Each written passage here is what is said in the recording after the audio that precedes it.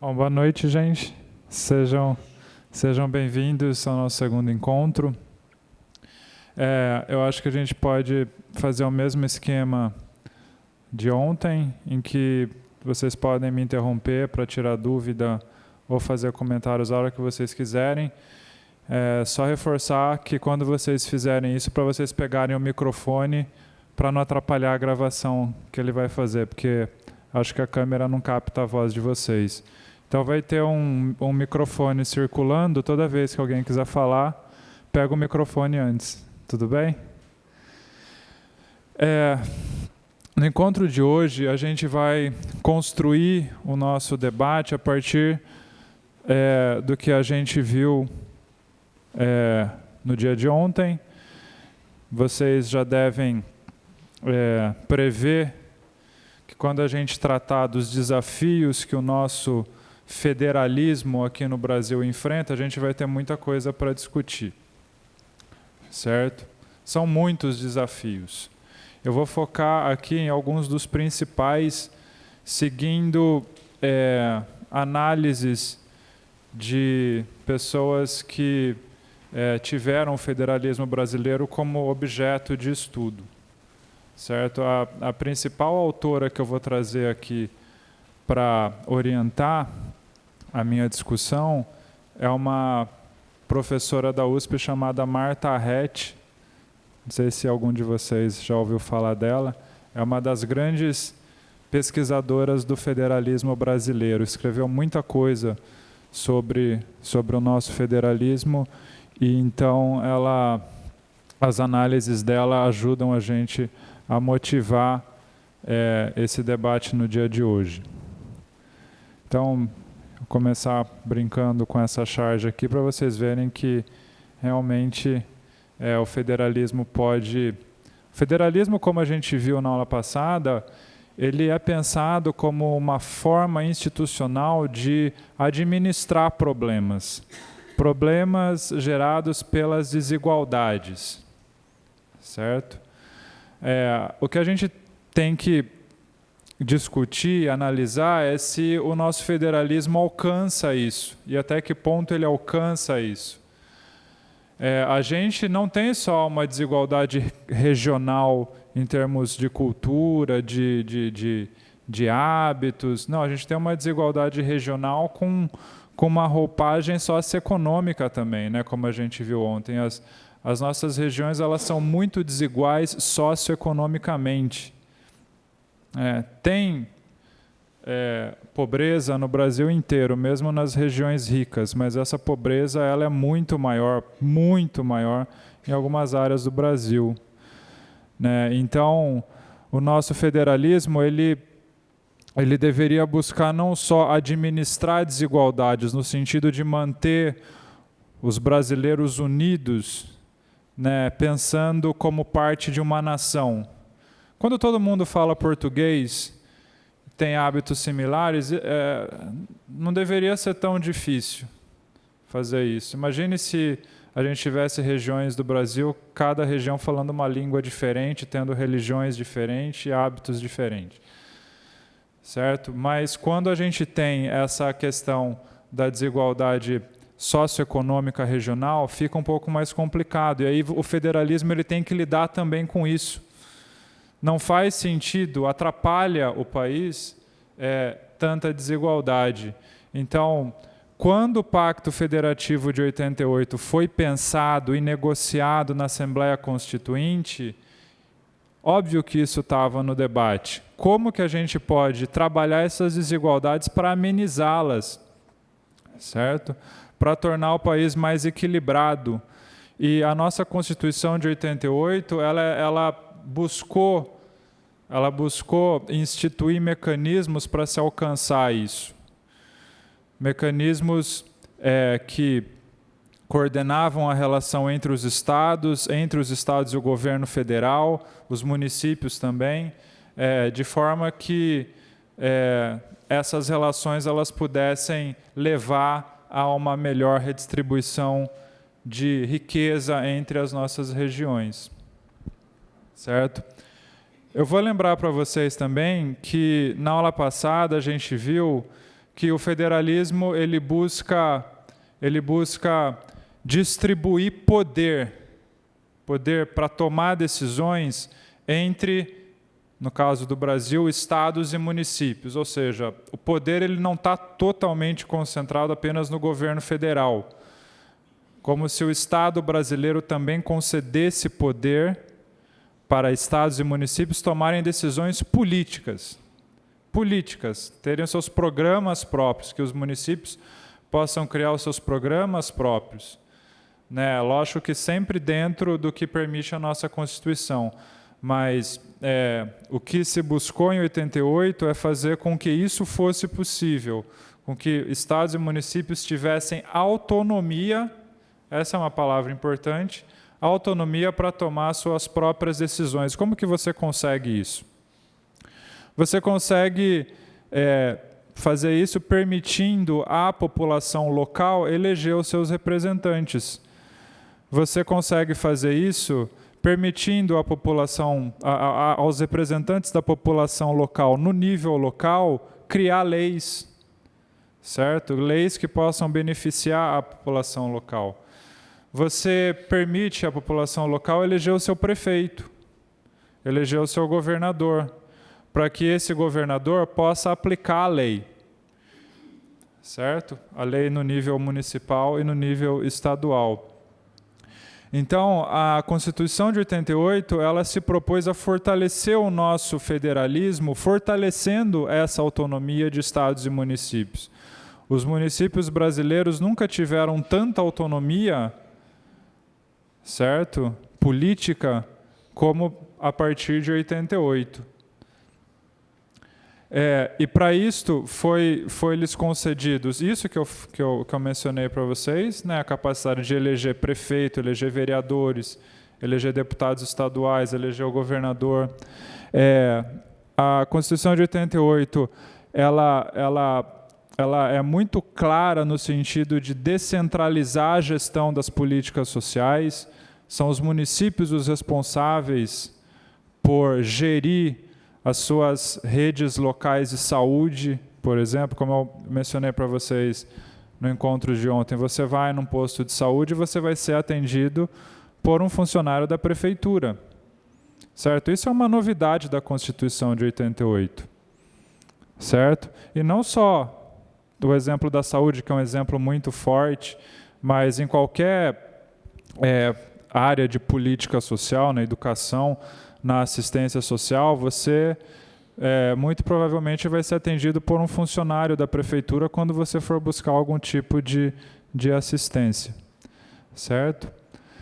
E autonomia fiscal. Não dá para ter autonomia política se municípios e estados não tiverem recursos para implementar essas políticas.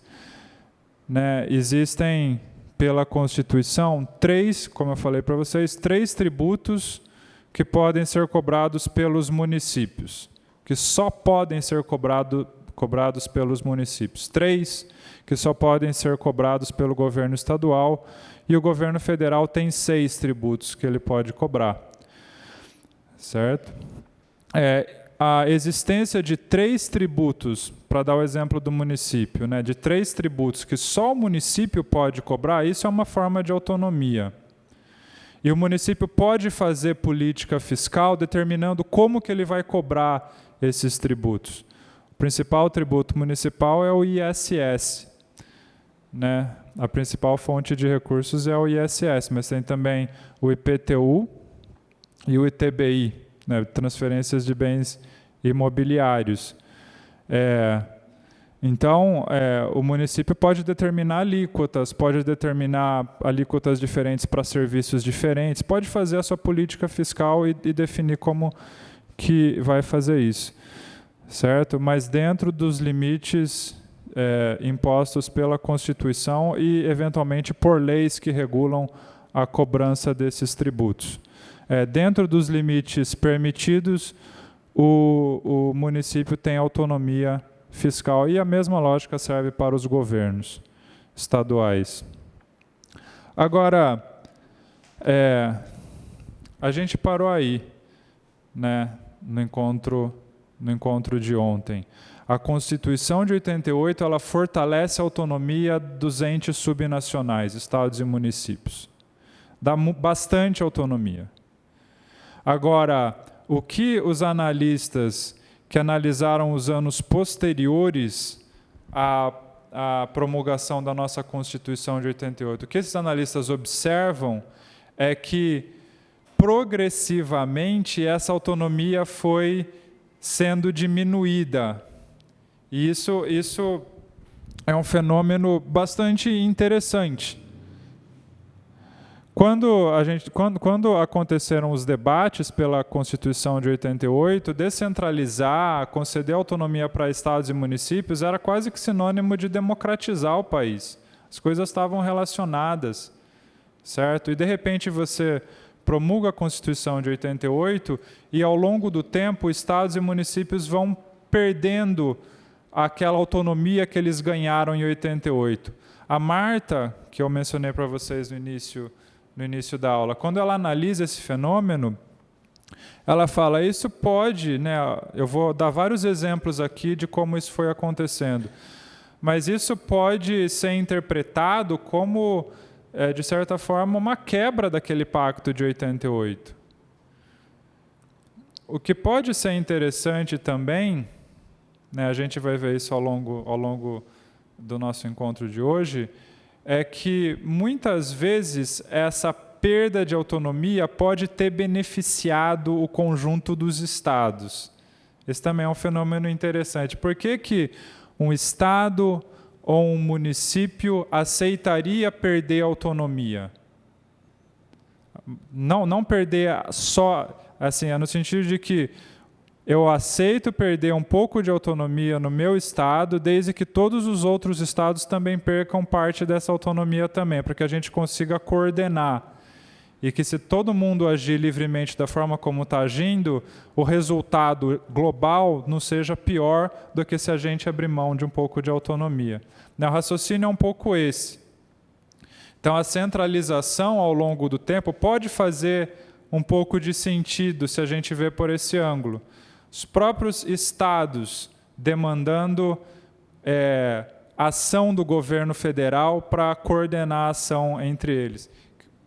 A gente pode lembrar de alguns exemplos bem atuais, por exemplo. Vocês estão acompanhando os debates da reforma da Previdência, vocês veem que os estados estão demandando que ela seja também para os estados, que os estados e os municípios entrem na reforma. Isso os estados dizem, a gente não quer autonomia para definir a Previdência, o governo federal vai instituir regras e a gente quer que elas valham para os estados também. Por que um estado pediria isso para o governo federal? O estado não quer fazer política previdenciária para os seus funcionários? Certo? É interessante se a gente pensar por esse ângulo. Aí logo vai entrar o debate da reforma tributária, que já começou. Quando aprovar a reforma da Previdência, né, vai começar a falar mais da reforma tributária, que acredito que já está em tramitação no Congresso. É a mesma coisa. Impostos, né, que foram concedidos aos estados e municípios vão entrar num impostão só. É isso que está sendo proposto, o IVA. Isso é perda de autonomia também por parte de estados e municípios. Por que eles aceitam perder a autonomia? Certo? E falar, governo federal, resolva o problema para a gente. A gente não vai conseguir resolver no nosso governo, no nosso município, entre nós. Então, a centralização do nosso federalismo ao longo do tempo pode fazer sentido visto por esse ângulo. Eu vou dar alguns exemplos dos anos 90, início dos anos 2000, em que leis e emendas constitucionais foram aprovadas e elas geraram menor autonomia por parte de estados e municípios para fazerem as suas políticas. Todas elas foram mencionadas como exemplos pela própria Marta e por outros analistas. medidas que implicaram uma perda da capacidade fiscal de estados e municípios. Talvez essas sejam as duas principais. Quando o Pacto de 88, quando a Constituição de 88 foi aprovada, foi instituído um mecanismo muito forte de repartição de receitas para tentar lidar com as desigualdades sociais, econômicas entre os estados. As transferências constitucionais. Tudo bem, estados e municípios têm autonomia para tributar. Estados e municípios têm capacidades de tributação muito distintas. São Paulo arrecada de ICMS, por exemplo, muito mais do que qualquer estado, porque a gente tem muita indústria, tem muita empresa, certo? Um estado como Roraima arrecada muito pouco em termos de ICMS.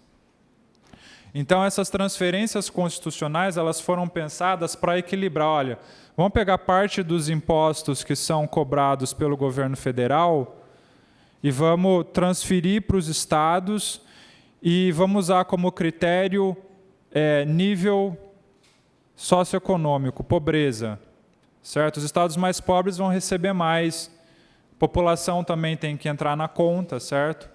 Mas a gente não vai transferir para São Paulo, a gente vai transferir para os estados mais pobres, para tentar equilibrar.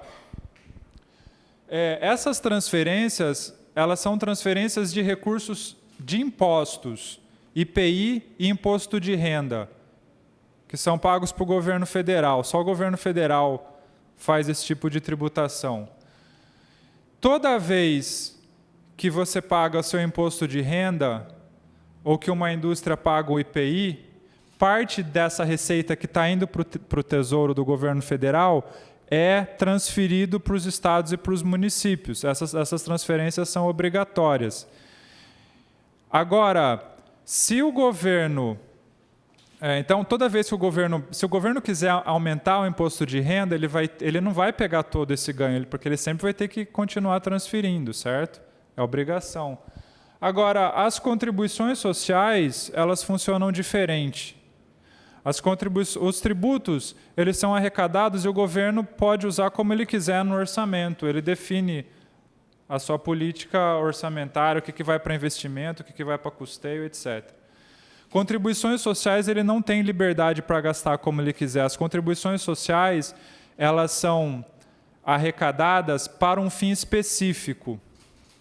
Então, se você paga a contribuição, é descontado no seu olerite, no seu contra-cheque, uma contribuição previdenciária. Aquilo é para a previdência, o governo não pode gastar com outra coisa. Ou então, as empresas têm que pagar uma contribuição chamada Contribuição Social sobre Lucro Líquido, CSLL. Isso aí tem um fim específico, é para financiar a Seguridade Social, saúde, assistência social, que está dentro da Seguridade Social, certo? Mas isso não tem que ser repartido com estados nem municípios. O que tem que ser repartido com estados e municípios é imposto de renda e a IPI. Contribuições, de forma geral, não precisam ser repartidas, porém, não podem ser gastas também como ele quiser. Eu vou mostrar um gráfico para vocês. De 88 para cá, a arrecadação de contribuições veio crescendo muito ao longo do tempo. Veio crescendo muito. A arrecadação de impostos pelo governo federal se manteve mais ou menos constante, aumentou um pouco, mas se manteve.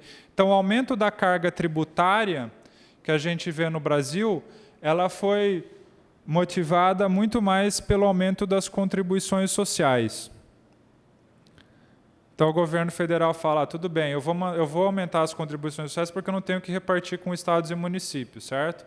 Pode estar pensando nessa lógica, eu consigo manter responsabilidade fiscal no nosso orçamento. Só que eu tenho que gastar com Seguridade Social, não tem jeito.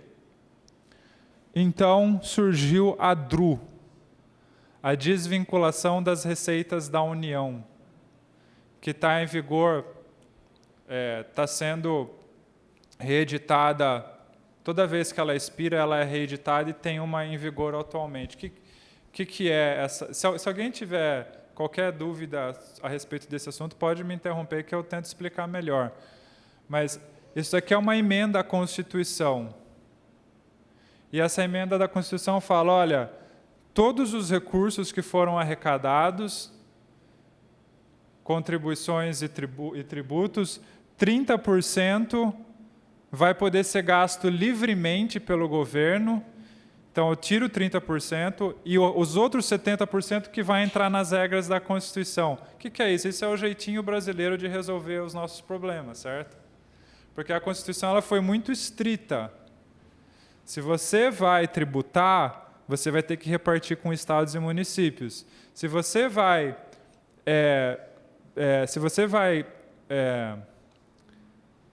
mexer com contribuições, né, implementar contribuições sociais, você vai ter que gastar com Seguridade Social, ou vai ter que ter um fim específico, não tem saída. Então, eu faço uma emenda constitucional, né, uma desvinculação das receitas da União. Atualmente, 30% das contribuições sociais, né, antes delas serem gastas para os fins específicos, o governo pode gastar como quiser. Isso é uma política para tentar desengessar o orçamento, né? Sempre eles usam essa palavra. Vamos desengessar, o governo federal também precisa gastar e depois o resto a gente segue a Constituição e segue a lei. Isso é perda de autonomia dos estados e municípios. É importante que vocês enxerguem essa associação, né? Como que isso gera perda de autonomia fiscal dos municípios. Você aposta em contribuições sociais que não tem que ser repartida e usa livremente ela para cumprir as suas obrigações do orçamento e depois e os tributos que têm que ser repartidos você não mexe, você mantém constante, certo? O governo federal aumenta a carga tributária fazendo o que ele puder fazer para não repartir com estados e municípios. A DRU, ela geralmente tem validade de 3 ou 4 anos. Ela começou nos anos 90 e toda vez que ela expira, vem uma nova DRU, certo? E a gente tem uma atualmente em vigor que vai durar mais alguns anos. Perda de autonomia tributária. Né? Perda de autonomia tributária. Ela vem, eu vou dar 2 exemplos fortes de como isso aconteceu. O primeiro foi a Lei Candir, dos anos 90. Foi uma lei que regulamentou a cobrança de ICMS. ICMS é um imposto extremamente importante para o governo dos estados. É o principal imposto dos estados, né, de circulação de mercadorias e serviços. Toda empresa tem que pagar. Toda vez que uma mercadoria circula, ela é vendida, ela tem que pagar. Eu não sei o valor, a alíquota, você fala? A média deve ser 17, mas varia por produto, certo? Então, é muito dinheiro que é arrecadado daqui. E os estados tinham bastante liberdade para definir como que eles iam cobrar esse imposto, como que eles iam definir as alíquotas desse imposto. Eles ainda têm, mesmo depois da Lei Candir, alguma margem para mexer nesse imposto. Mas essa Lei Candir, que foi uma lei orgânica para regulamentar a cobrança do ICMS por todos os estados, foi quase que atar um pouco as mãos dos estados, tentar coordenar para que, como eu mencionei para vocês, eles fazendo o que quer não prejudicassem a todos. Mas a visão ainda atual é de que foi insuficiente e que a margem de manobra que os estados ainda têm para mexer no ICMS gera alguns problemas que eu vou falar com vocês daqui a pouco. Isso foi bastante importante. Isso foi, para os estados exportadores, essa foi uma grande perda de receita, porque a Lei Candir isentou bens que vão ser exportados do ICMS. Um estado, por exemplo, que foi muito prejudicado foi o estado do Pará, que exporta muito minério. E toda vez que esse minério era exportado para fora, ele recebia bastante ICMS, tinha que pagar. E a partir dessa lei nos anos 90, esses produtos passaram a ser isentos. Mato Grosso também perdeu bastante, que exporta muita soja. Todos os estados que arrecadam muito com exportação perderam com isso. Isso é perda de autonomia tributária. Não faz sentido que você vai pagar um imposto de exportação para o governo federal, você vai pagar um ICMS, então vai ser para os estados, então vai ser tributado 2 vezes. Então, mais ou menos foi essa a intenção, de também estimular as exportações, né, para que ela não fosse tão tributada como era antes. No caso dos municípios, aconteceu uma coisa interessante. Muitos municípios arrecadavam bastante dinheiro cobrando taxas de iluminação pública. E uma normativa, né, do Supremo Tribunal Federal falou isso é proibido. Teve uma briga nos anos 90 muito grande de vários municípios que arrecadavam bastante dinheiro cobrando essa taxa, porque além dos tributos, os municípios podem cobrar taxas para serviços, né, para a população. Por exemplo, taxa do lixo. Alguns municípios cobram taxa de lixo. É uma taxa muito polêmica que alguns municípios cobram, certo? E alguns cobravam taxa de iluminação pública. E o Supremo Tribunal Federal falou, não pode cobrar taxa de iluminação pública porque isso é um bem indivisível. Você só pode cobrar taxa quando eu consigo identificar quem individualmente está se beneficiando daquilo. Então, o caminhão de lixo vai na sua porta e recolhe o seu lixo. Aí eu posso cobrar uma taxa dessa pessoa. Agora, iluminação pública está iluminando a rua. Como que eu vou cobrar de alguém? Certo? E a partir daí passou a ser proibido e os municípios perderam uma taxa, uma fonte muito importante de receita, perdendo um pouco a autonomia para tributar, certo? Com base nisso. Olha aquilo que eu mencionei para vocês. Veja como a carga tributária no Brasil aumenta, principalmente em virtude das contribuições. Certo? Tudo isso aqui é dinheiro que está indo para os cofres do governo federal, que através da DRU ele está liberando 30% hoje para gastar como ele quiser e o resto vai para o fim dela, que é bancar a Seguridade Social, que já não consegue bancar. Certo? Por isso que tem essa discussão da reforma da Previdência, de tentar diminuir os gastos. E os impostos e taxas cresceu um pouquinho, mas não no mesmo ritmo. Certo? Olha como eles estavam próximos aqui e olha a distância que passou a ser no ano de 2010.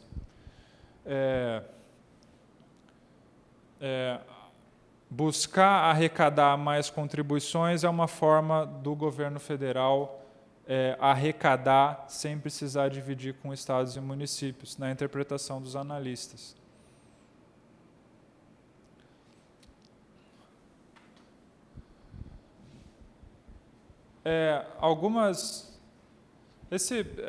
Alguém tem alguma questão, alguma dúvida com relação a isso? Pode falar.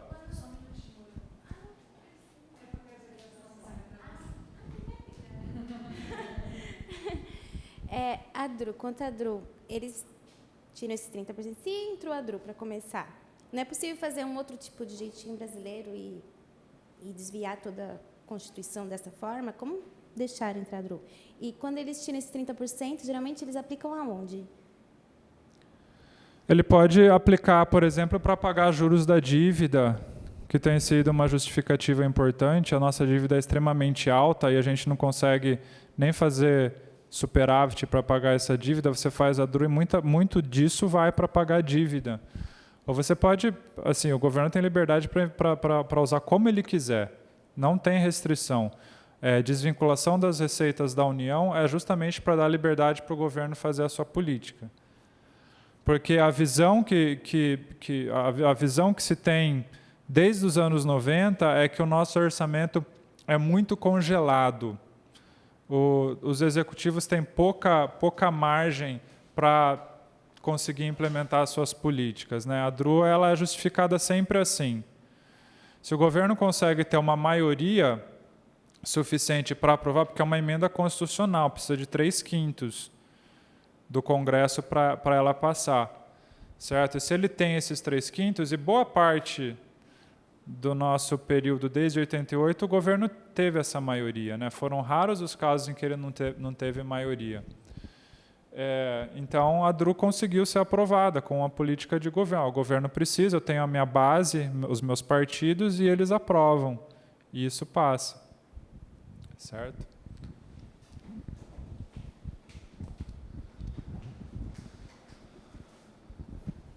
A gente fala aqui do aumento, né, das contribuições sociais. Isso. O que a gente poderia assim, citar como uma contribuição social que deu esse aumento na arrecadação federal? O que os estados, em que os estados aumentaram essas contribuições sociais? Essas contribuições elas são cobradas pelo governo federal. Exemplos de algumas assim. Tá, tem a contribuição que a gente paga, que é a previdenciária, né, que todo mundo paga, que assalariado tem que pagar, né? Tem o CSLL, que é uma contribuição muito importante das também. Empresas, né? Tem o PIS, que algumas pessoas recebem o PIS, isso também é contribuição social. Por um período a gente teve o CPMF, vocês devem se lembrar, que também era uma contribuição que era usada para bancar a Seguridade Social. Essas são as principais. Essas são as principais, mas existem outras, menos conhecidas, enfim. Mas essas que eu mencionei são as que compõem a maior parte do que o governo arrecada com contribuições. Então, mas elas já não eram dos estados, elas já eram... não eram. Só o governo federal arrecada a contribuição. Quando se fala, né, que a partir dos anos 90 percebeu-se que os estados e municípios não estavam usufruindo daquela autonomia, né, que a Constituição previa.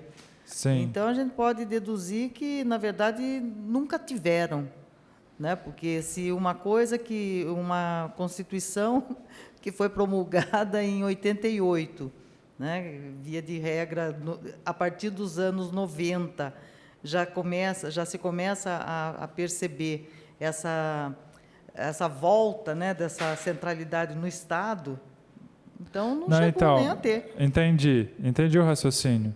Está correto. O que os analistas estão falando aqui é que a contribuição ela tem a vantagem de não precisar ser repartida com os estados. Então, o governo, quando ele precisa arrecadar, ele opta por arrecadar mais contribuições e não elevar impostos. Ao invés de elevar impostos, eu vou elevar o imposto de renda das pessoas. Parte disso vai ter que ir para os estados, obrigatoriamente, está na Constituição. Então, ele prefere aumentar as contribuições. E, com isso, ele não tem que repartir com o Estado. Mas tem que gastar para a Seguridade Social. Não pode gastar para pagar dívida, por exemplo. Então, faz a DRU e libera parte desses gastos para usar como quiser. Os estados perdem.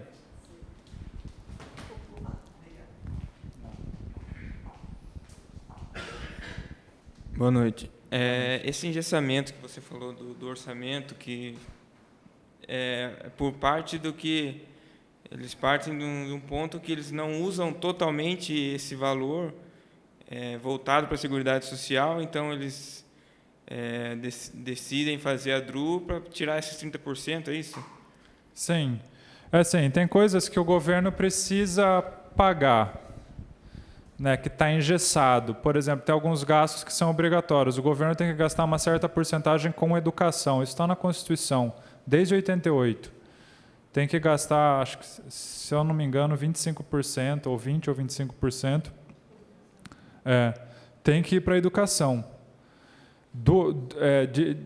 De todo o orçamento, 25% tem que ir para a educação, certo? Aí tem uma porcentagem que tem que ir para a saúde. E você tem que pagar o funcionalismo, e tem que pagar um monte de coisa. Sobra muito pouco, que são chamados na linguagem dos técnicos de orçamento, os gastos discricionários, né? É o gasto que o governo pode gastar como quiser, que não está engessado pela Constituição. É um pouquinho só. É um pouquinho só do orçamento. Então, essa DRU, ela é muitas vezes justificada como uma tentativa de aumentar essa margem, para que o governo não seja só um administrador que não possa escolher caminhos, fazer programas, certo? Mas que ele tenha essa capacidade. Certo? Bom, algumas outras medidas que implicaram perda de autonomia de estados e municípios e que ilustram aquele processo de maior centralização ao longo dos anos 90. Uma outra tendência foi regulamentar competências. Isso, como a gente viu ontem, o nosso federalismo ele é um federalismo cooperativo em que a maior parte das competências são concorrentes. Tanto municípios, estados e governo federal podem legislar sobre muita coisa. E isso pode gerar uma grande confusão, certo? Então, uma boa parte dessas competências concorrentes foram sendo regulamentadas ao longo dos anos 90. Teve uma lei de concessões em 95, a lei de diretrizes e bases. Lei de concessões é como uma espécie de relação que o setor público pode fazer com o setor privado, para que o setor privado forneça certos serviços, certo? E a lei de concessões regulamentou isso, falou que tem que seguir um determinado padrão. Os estados e municípios não vão mais ter liberdade para estabelecer termos dessas parcerias, né? Tem que seguir essa lei. A LDB regulamentou o sistema educacional no Brasil, né? E diminuiu, portanto, na visão de analistas, o espaço que os estados e municípios tinham para pensar as suas próprias redes de ensino. Não, tem que seguir a LDB, aprovada em 96. A LDB prevê uma base nacional comum que está sendo discutida, acredito que ainda está sendo discutida, né? No governo Temer foi um tema bastante importante. Não sei se você já aprovou. Então, tem que seguir essa base nacional comum. O currículo dos alunos não pode ser decidido livremente por estados e municípios. Tem que seguir o que está na lei. Uma reforma, um grande esforço de reforma administrativa em 98 foi comandado por um ministro chamado Bresser Pereira. Vocês já devem ter ouvido falar. Foi um ministro do governo Fernando Henrique Cardoso que tentou reformar o Estado e tornar o Estado brasileiro mais próximo ao que é o setor privado, certo? Atuar por desempenho, você seguir metas, você ser recompensado por bom desempenho. E quando ele faz isso e tenta impor os mesmos princípios para estados e municípios, isso acaba acarretando também uma perda de autonomia. A reforma administrativa, ela gerou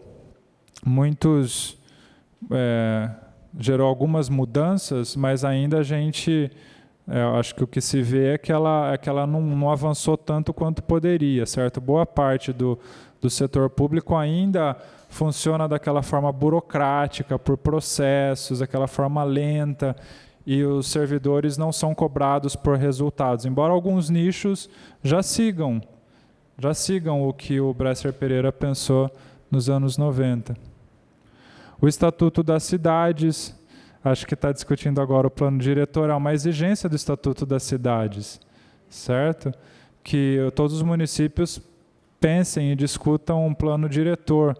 E nesse Estatuto das Cidades tem uma série de medidas que os municípios precisam acompanhar.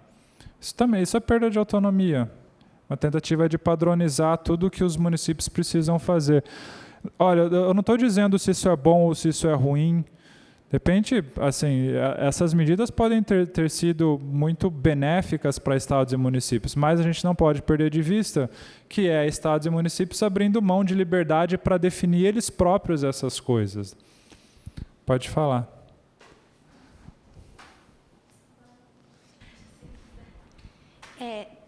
Sobre o Estatuto da Cidade, em específico, ao invés de, assim, esse olhar de restringir, na verdade, obrigando a ter, não está dando um norte para a cidade, para ela, ou para a cidade, para o município mesmo, porque ela é municipal, para ela se planejar e se desenvolver, e a cidade mesmo que elabora, não vem de lá, elas falam, vai ter que, isso aí precisa ter, só que aí o pessoal se organiza e faz. Sim.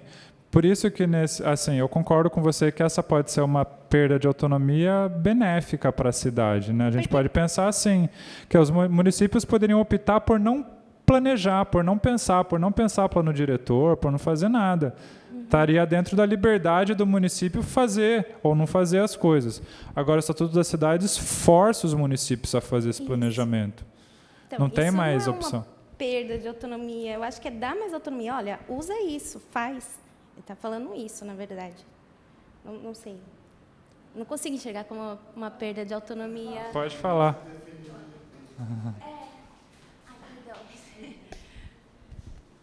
Eu acho que as outras, né, a lei de concessões, enfim, ali acho que tem uma perda de autonomia. No Estatuto das Cidades, eu até entendo que você não tem direito de não planejar mais. Sim. Só que esse planejamento ele é bastante livre até. O que ele te dá é uma caixa de ferramentas boa e você vai escolher quais ferramentas que você vai usar. E para os municípios acima de 20 mil habitantes, né? A não ser que tenha turismo. Eu até entendo que tem um regramento, mas tem uma flexibilidade muito grande. E também é inconcebível que um gestor não tenha planejamento, no mínimo a vontade de planejar. Né? Não, eu concordo totalmente. Eu acho que isso foi um avanço, né? Um avanço, principalmente para aquelas cidades para cidades mais pobres, para cidades mais afastadas que não se sentiam motivadas a fazer esse tipo de planejamento, né? Você está meio que dizendo, tem que fazer. Isso é bom para a população, isso é bom para vocês mesmos. Mas assim, a interpretação que a gente está fazendo aqui é que tudo que é regramento equivale, de certa forma, a uma perda de autonomia. Talvez seja uma palavra um pouco forte para a gente pensar. Acho que talvez esse seja o seu incômodo, certo? Mas assim, é um regramento, é uma necessidade que tem que fazer e não dá para fugir. É só nesse sentido. Eu estou totalmente de acordo de que obrigar a planejar é o mínimo para uma cidade, né? É o mínimo. Pode.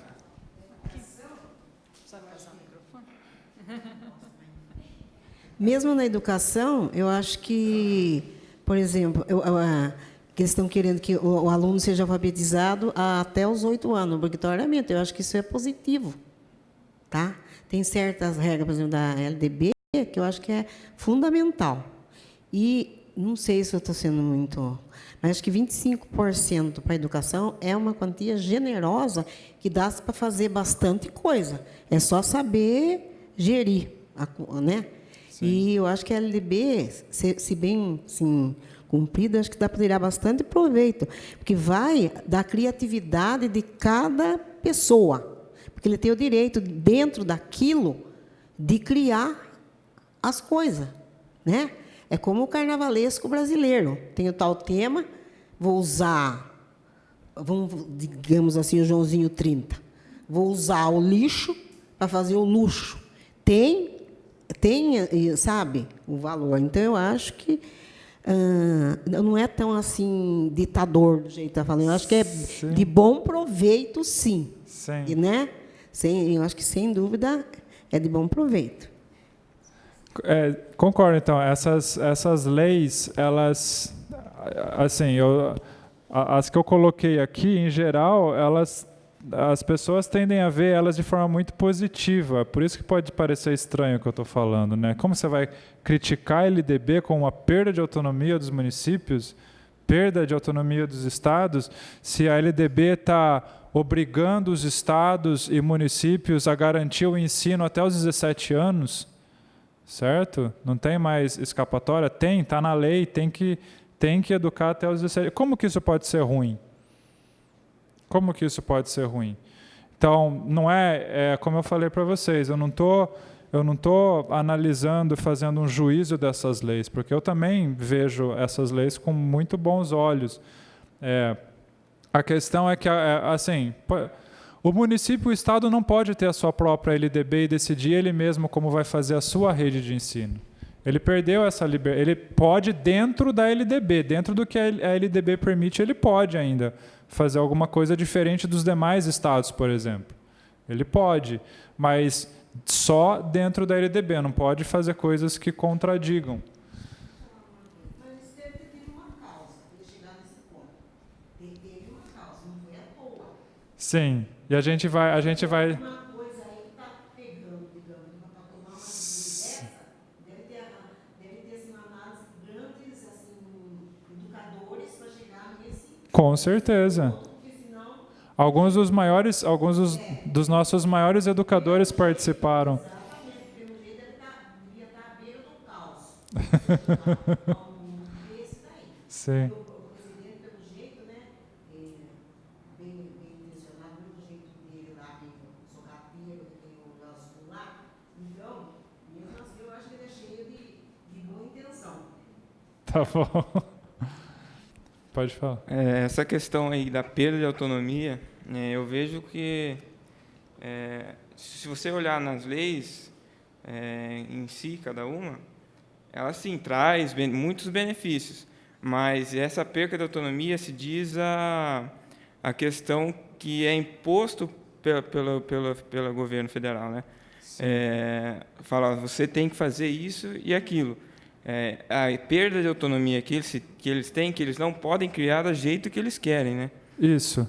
Essa é a perda de autonomia. Não necessariamente imposto, porque o que eu vou mostrar aqui para vocês é que muitas vezes os próprios estados e municípios cobraram isso.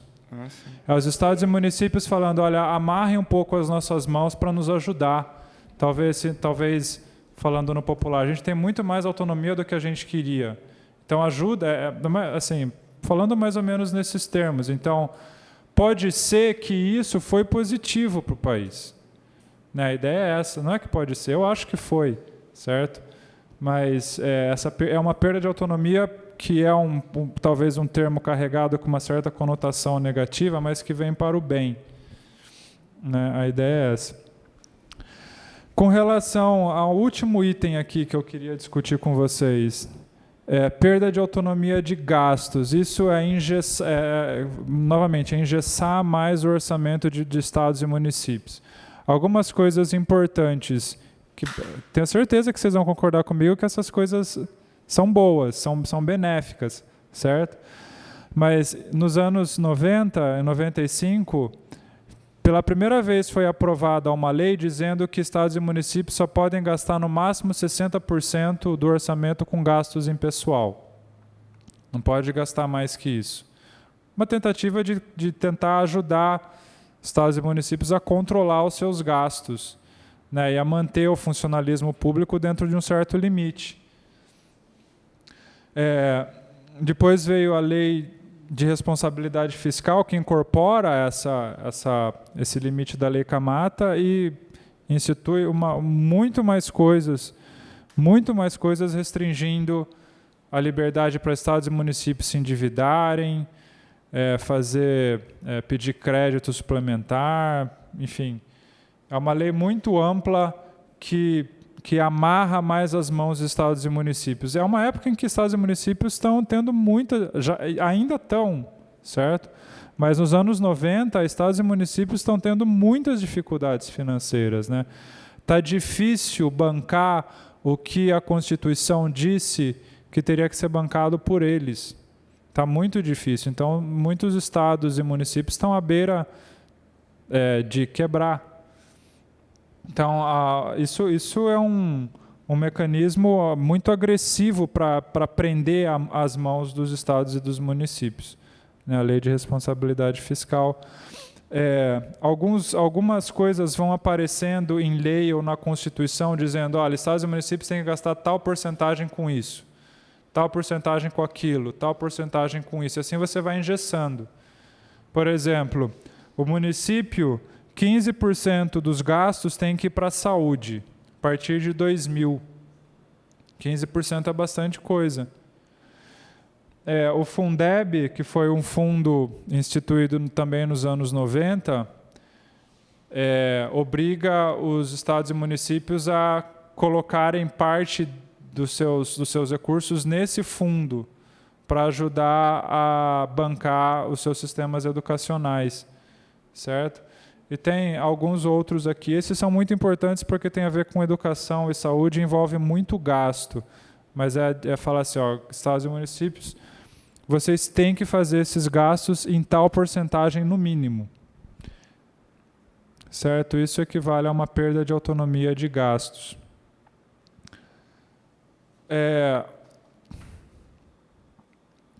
Por que isso aconteceu? Né? Por que isso aconteceu? Por que assim, falando agora no nível mais geral, por que aquele pacto de 88, e eu falo no sentido de que um pacto entre estados, municípios e governo federal, aqui está a nossa Constituição, aqui está o que cada um pode fazer e não pode. Por que aquele pacto, de certa forma, foi sendo rompido ao longo dos anos 90? O que explica isso? Por que uma Constituição que forçou tanto a descentralização das decisões, de repente a coisa passou a ser revertida ao longo do tempo para se tornar cada vez mais centralizado? Né? Uma coisa que a Marta... uma das explicações que a Marta fez no ano de 2009, primeiro, a nossa Constituição ela é muito fácil de ser alterada em perspectiva internacional. Isso torna o nosso federalismo não tão forte quanto poderia parecer. 3/5 é uma maioria qualificada, é bastante, certo? Mas a maior parte dos países requerem 2/3, que é ainda mais. E não só, os países que são federativos, em geral... tem que passar pelo Congresso e tem que passar pelos estados. A gente não tem isso. As mudanças na Constituição que implicam uma mudança no Pacto Federativo não tem que ser ratificada pelos estados. Em outros países tem, como, por exemplo, nos Estados Unidos. A Constituição americana ela tem mais de 200 anos. Mais de 200 anos. Ela foi emendada, acredito que ela deve ter quantas emendas? Umas 10, 11, umas 12 emendas em 200 anos.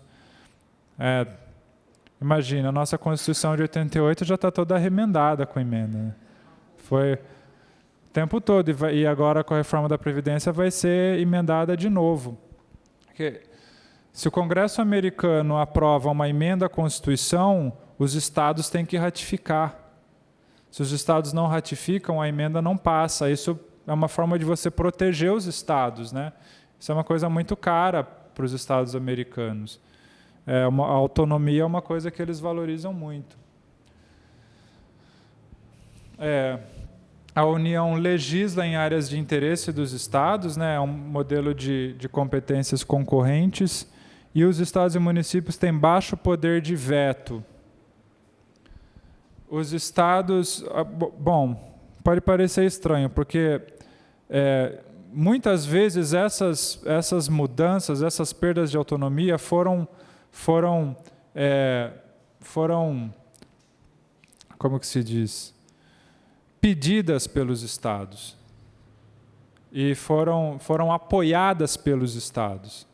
Certo? Mas ainda que não tivessem sido pedidas e que não tivessem sido apoiadas pelos estados, o governo federal consegue implementar medidas que os estados e municípios não conseguem vetar por eles próprios.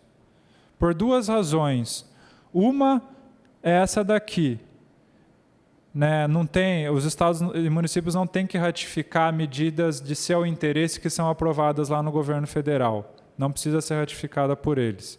Mas os estados eles têm as bancadas na Câmara dos Deputados. Eles podem usar suas bancadas para que essas bancadas protejam os interesses dos estados. O que vocês acham disso? Seria uma maneira efetiva dos estados vetarem coisas que não são do seu interesse? O que são as bancadas estaduais? Como que elas são compostas? Né? Você acha que o governo do estado consegue orientar a sua bancada estadual para votar de alguma forma a protegê-lo, o seu estado, no governo federal? A gente vai mostrar que... Alguém quer falar? Não, uma das grandes dificuldades é justamente o pluripartidarismo, que dificulta esse diálogo, né? Cada um tem a sua ideologia, que, na verdade, não é a sua gana, né, de mandar, de poder, de coisa. Então, é muito difícil que a própria bancada de representação de um Estado entre num consenso para poder aprovar. A gente está vendo São Paulo hoje, né? Exatamente. Então, esse é o raciocínio que a Marta faz. As bancadas, elas são muito heterogêneas, elas não respondem ao governador. Você acha que os 8 deputados federais que representam São Paulo e que são do PT vão responder ao governador João Dória? Certo? Não é uma bancada consensual que vai votar pelo interesse do governador. Não dá para a gente pensar assim, né? A Marta está chamando a atenção para isso. Por exemplo, nesse gráfico. É um gráfico, eu vou tentar explicar para vocês, para ver se a gente consegue entender isso daqui. Eu tenho todos os estados aqui e eu tenho todas as votações nominais no Congresso, na Câmara dos Deputados. O que é uma votação nominal? Uma votação nominal é quando o seu voto de cada parlamentar é registrado no painel. Eu sei exatamente como cada um votou. Então, eu consigo saber se eles votaram junto com o governo, se votaram junto com a oposição, se votaram junto com o partido do governador. Eu consigo fazer essa análise. A maioria das votações não são nominais, né? A maioria das votações é aquele tipo, ó, quem é contra, levanta, aprovado. Não dá nem muito tempo assim para... A pessoa vai querer levantar assim, se vai ser só um, ou de repente um outro vai querer levantar, vai ser... A maioria das votações são simbólicas, mas algumas são nominais, e geralmente as nominais são as mais importantes, as mais controversas. Então, falando, não, eu quero que a população saiba como cada um está votando, então eu vou pedir votação nominal. E aqui ela pegou esses dados de todas as votações nominais no segundo mandato do governo Fernando Henrique, de 98 a 2002. E ela analisou a coerência dessas votações. Porque quando é feita uma votação nominal, geralmente os líderes de cada partido vai falar, ó, PT, encaminha o voto sim, PSDB, encaminha o voto não, PSL, encaminha o voto sim, PDT, eu libero a bancada, e assim vai. Então, você sabe que o partido orientou a bancada. As bolinhas, né, elas mostram as vezes em que a bancada votou junto com o partido do governador do seu estado de origem. E veja que, em muitos estados, elas estão muito aqui embaixo, né? Significa que o governador ele não tem muito controle sobre a sua bancada. Às vezes em que a bancada votou junto com, mais próxima do governador, são essas vezes que estão juntas, são esses estados que estão mais junto com o triângulo, ou seja, o partido do governador é o mesmo partido que está no governo. Então, assim, o governo Fernando Henrique era do PSDB, o governador era do PSDB, a maior parte da bancada votou junto com o governo e, consequentemente, com o governador. Mas o que eu quero destacar aqui é essas daqui, essas que são interessantes, né? As de cima. Em quase 100%, não sei se vocês sabiam disso, entre 90% e 100%, algumas vezes chega no mínimo 80%, a bancada vota com o partido, né? Os parlamentares eles votam com o partido. A gente muitas vezes tem essa ideia de que os deputados são indisciplinados e votam de qualquer jeito, mas aqui está mostrando que os deputados votam de acordo com a indicação do partido. Pode. Os estatutos, na grande maioria, são poucos partidos que são exceções. Uma vez decidido, se você não votar com o partido, você vai para o Conselho de Ética e corre o risco de ser expulso. Então, tem mudança de... Por exemplo, o PV você vota de acordo... Claro, você tem umas normativas, mas você tem liberdade de votar. A maioria deles, se você fechou o voto, deu uma confusão danada no apoio do Eduardo Cunha, por exemplo. Os partidos fecharam, todos sabiam, todo mundo que estava lá dentro sabia quem era. Então, teve muita mudança até por causa desse voto nesse momento aí. Essa é a questão também. Não sei se são tão fiéis. É que não tem muito o que fazer, né? Será que não, Diego? Sim. Tem essa visão de que os parlamentares eles ganham em votarem com o partido. É melhor para eles votarem com o partido. Assim, no Brasil é tão fácil também de mudar de partido que, se você não está satisfeito com o seu, você pode mudar para um partido que é mais alinhado aos seus interesses, certo? Pode... Só na janela, mas assim, a gente pode trazer países em que é inconcebível que alguém vai trocar de partido. No Brasil, mesmo tendo só um período em que você pode fazer, ainda assim é muito fácil. E deve ter você vai buscar o partido mais afim ao que você pensa, né? Então, pode ter um medo da punição, mas pode também ter afinidade de interesses, né? Pode ter afinidade de interesses entre parlamentar e oposição. Você não vai ficar num partido onde sempre você quer votar diferente dele. Mas isso aqui é para ilustrar que a lógica de votação dos deputados ela é partidária, ela não é estadual, ela não é assim para proteger os interesses do seu estado, como a gente poderia pensar. E esse é um outro gráfico que mostra o governo Lula, a mesma coisa, é uma alta taxa de fidelidade partidária. Tem infiéis, mas é uma minoria, né? 10%, 15%, certo? Mas você vê que os principais partidos, na maior parte desse período pós-Constituição de 88, PSDB, PT, teve a época do PFL, que agora é o DEM, esses partidos, PMDB, esses partidos maiores, a taxa de fidelidade é altíssima na Câmara dos Deputados, certo?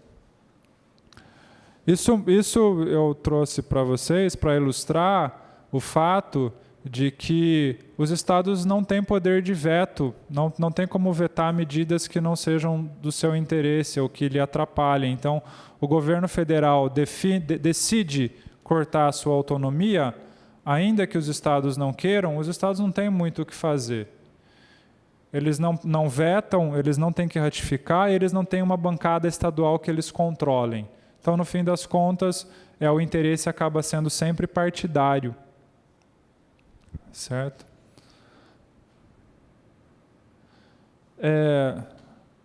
Eu vou passar para um segundo tema agora, a capacidade do nosso federalismo de reduzir as nossas desigualdades, as desigualdades regionais. Alguém quer fazer um breve comentário antes de eu passar para esse tópico? Que a gente já está meio que avançando na hora. Pode falar. Eu não sei muito. É sempre necessário ter um partido para você poder estar lá e votar em você. É sempre necessário isso aqui? Eu não sei mesmo, no Brasil. Você precisa ser membro de um partido para poder concorrer à eleição, para poder ser candidato. Você não pode concorrer como sem partido. Não pode? Não. E não tem como obrigar a trabalhar em conjunto com o governador, porque não faz sentido. Por que, então, eles estão lá se não estão trabalhando para o Estado? Eles estão trabalhando com o seu partido. Mas aí entra um outro em questão que não tem nada a ver com o Estado e o município, não é uma coisa... Parece um movimento, parece que é só uma união, assim, como que você... Ontem, né, eu acho que foi levantado como se fosse... Quando ela deu o exemplo do Papa, que era como se fosse pelo movimento social, como se fosse um movimento social isso. E eu acho que não tem nada a ver com o Estado. E acho que o partido só atrasa. Porque... é verdade. Não, é você pensar, assim, se você é um deputado federal do PSDB, desculpa, no caso de São Paulo, do PT, você tem um governador do PSDB e você é um deputado federal do PT. Você vai criar laços com os membros do PT dos outros estados, não com o seu governador. Mas, nem quero ficar falando muito, porque não tem nada a ver. Mas eu acho assim, que criar laços pode ser conversado numa mesa, quando estão na reunião. Olha, tem esse ponto que eu concordo com ele com ele. E criam-se laços de diversas maneiras, como não fica fechado esses laços. Eu acho que é muito engessado isso. Partido é muito engessado e atrasa. E, às vezes, por conta de tira confiança. O partido tem toda a essência, que eu acho muito legal.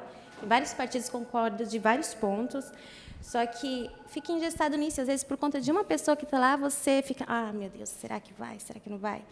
E deveria ter, sim, mais liberdade, acho que nesse ponto. E deveria ter uma forma de se aliar maior assim, ao governador, porque...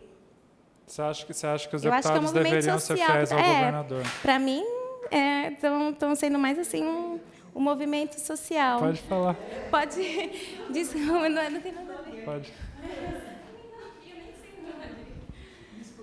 Pode falar. Olha, você sabe que partido é uma coisa que incomoda. Só que, se a gente for ver na sua origem, tem estatutos maravilhosos. Porque a gente coloca ali as convicções da gente em relação à política. Então, quando você tem um governador de um partido, e claro que você não vai votar contra ele só porque é de outro partido, mas nas convicções, na sua formação em relação ao que é bom para o país, ao que é bom para a população, existe já divergências lá na formação, na questão da formação do estatuto. Por isso que eu acho assim, também, impossível, porque você conversa com gente que está eleita e não conhece o estatuto do seu partido. E hoje só para concluir, essa angústia que dá na gente é porque, como nós temos 35 partidos oficiais, 36, então é muita coisa. Como que vai ter a dimensão ideológica, ou mesmo que não seja uma ideologia, mas, enfim, de 36 posições diferentes. Então, gera uma confusão e a gente se afastou muito. O modus operandi, a operação dentro dos partidos, você vai para as executivas, você vai para os diretórios, você fala assim, mas esse não é o partido que eu li no estatuto, porque está completamente diferente. Mas, nisso que você falou, só para concluir, eu acho que, se for da sua convicção do que é melhor para a população, você não tem que defender o governador só porque é do seu estado. Você está dentro ali de uma posição política que tem outros valores, e é isso que você defende. Mas o diálogo sempre é bom, né?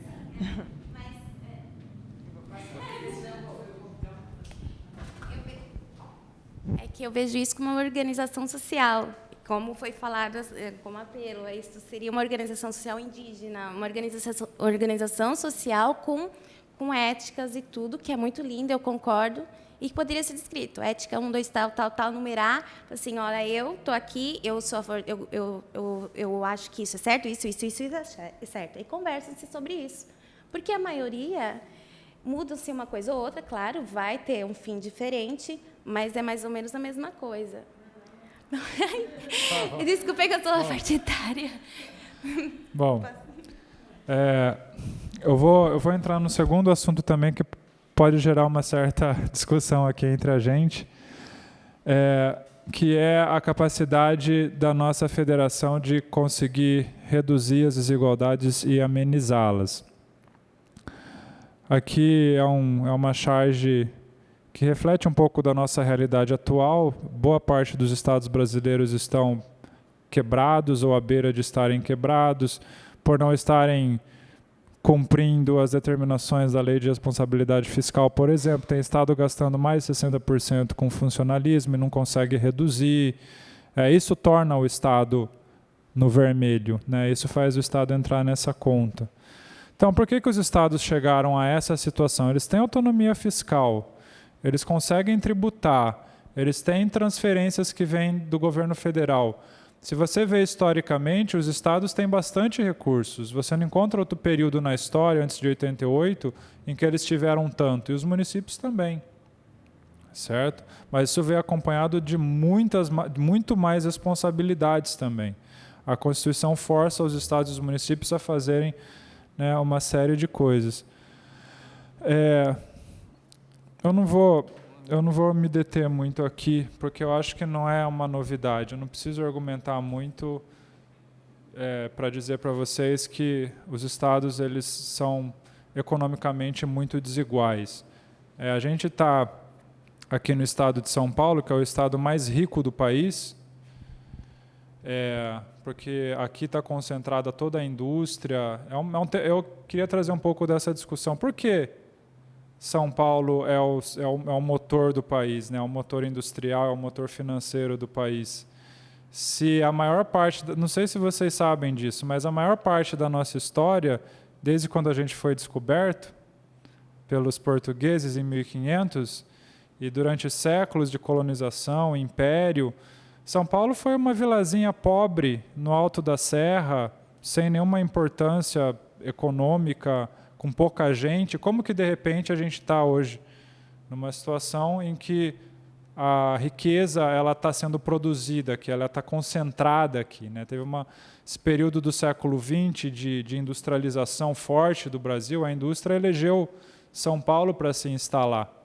Depois ela se difundiu por alguns estados próximos, para o sul, Minas Gerais, Rio de Janeiro, mas esse é a região do Brasil onde você tem mais riqueza e as pessoas vivem em condições muito melhores. Certo? Isso faz com que os estados tenham capacidades tributárias desiguais. Já toquei várias vezes nesse tema com vocês desde ontem. Autonomia para tributar tem, mas capacidade para arrecadar muitos estados não têm, né? Todos os estados podem cobrar ICMS e tem certa liberdade para definir a alíquota. Quer arrecadar um pouco mais? Vou aumentar um pouquinho a alíquota do ICMS, vou aumentar para alguns produtos, certo? Os estados podem fazer isso. E ainda assim, muitas vezes isso não vai fazer com que o Estado acabe arrecadando mais do que ele já arrecada. Para vocês terem uma ideia disso que eu falei para vocês, olha a participação de São Paulo no PIB. 32,5% do PIB do Brasil em 2016 foi gerado por São Paulo.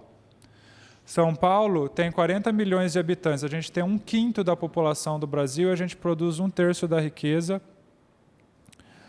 Território, então, é bem menos do que 1/5. Né? São Paulo, comparado com o tamanho do Brasil, é um território relativamente pequeno, certo? E ainda assim a riqueza está concentrada aqui, e você vê que nos estados do Sudeste e do Sul, até chegar no estado da Bahia, aqui numa posição de 6º lugar. Mas a discrepância é muito, muito alta. É muito alta. Você não vai querer que Roraima, Acre e Amazonas, que tem problemas para resolver, que são caros também, vão conseguir arrecadar o que a gente arrecada, né, com ICMS. Agora,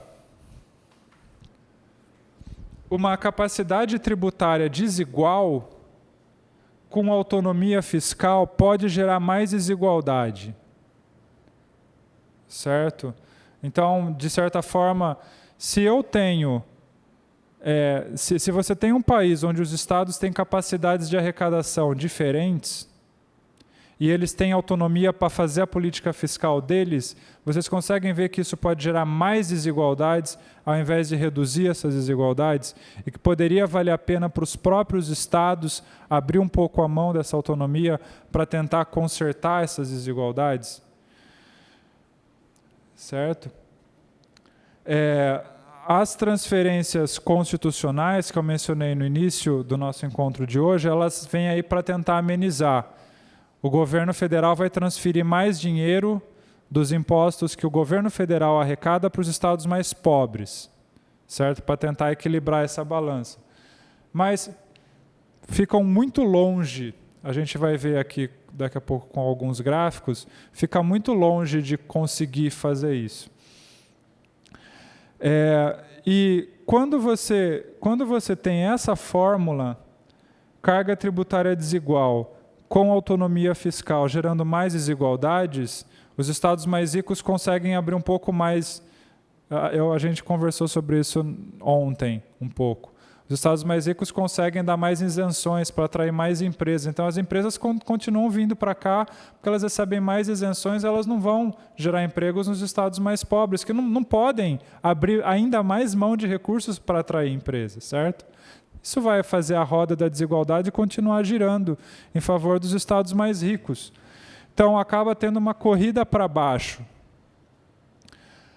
O estado, sei lá, o estado de Sergipe quer tentar atrair uma multinacional para que ela produza alguma coisa no território, gere empregos e gere renda e gere impostos para o estado de Sergipe. Então, eu vou dar um pouco de isenção, né? Eu vou reduzir um pouco o que eu vou cobrar de ICMS dessa empresa. E todos os estados vão tentar fazer a mesma coisa, para tentar brigar por essas empresas e produzir renda nos seus estados. Isso vai gerar uma corrida para baixo, que todo mundo agindo dessa forma, cada vez os estados vão arrecadar menos e vão ter menos dinheiro para investir em programas sociais para a sua população local. Está gerando emprego, certo? Está gerando emprego, tudo bem. Você está tendo uma parcela da população que está sendo assalariada, mas eu não estou tendo dinheiro para investir em saúde, não estou tendo dinheiro para investir em assistência social, para investir na rede municipal de ensino, na rede estadual de ensino. Então, isso é o que se chama de corrida para baixo. Quando você tem autonomia e quando os estados podem fazer a sua política fiscal, eles tendem a abrir mão de recursos para atrair empresas. Isso é o que a gente chama de guerra fiscal entre os estados. Um dos maiores problemas fiscais do nosso federalismo, a guerra fiscal entre estados. Os municípios também, porque os municípios podem, de repente, dar isenções de ISS ou reduzir a alíquota de ISS para tentar atrair empresas para o território do município. Isso também gera uma corrida para baixo. Veja como as transferências constitucionais são insuficientes para corrigir a desigualdade na capacidade tributária dos estados.